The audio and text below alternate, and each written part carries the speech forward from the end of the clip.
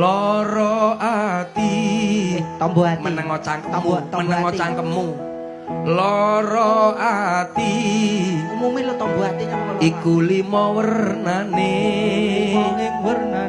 kaping siji roh tangga gelange gedhi ya loro ati wi kaping loro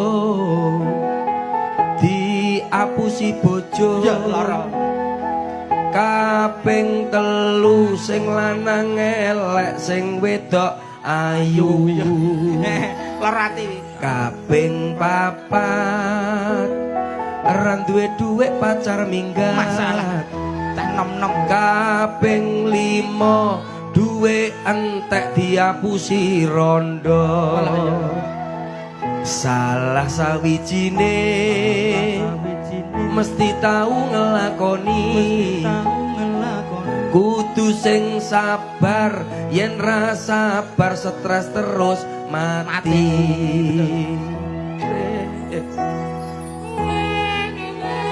Rungokno ibu-ibu kuwi. Nak bojomu rong duwe dhuwit aja ngayal tuku gelang. Mesane wong lanang nyambut gawe boyoke sampe pedhot. Kowe njaluk gelang. Tukono karet lho Pak ben marem atine.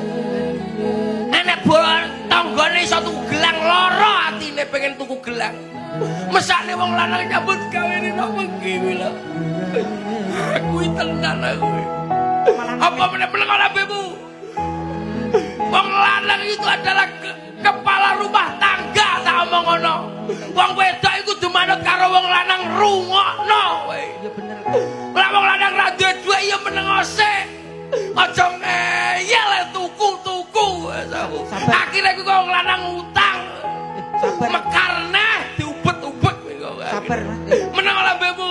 Malah curhat iki. Meneng. Dasmu.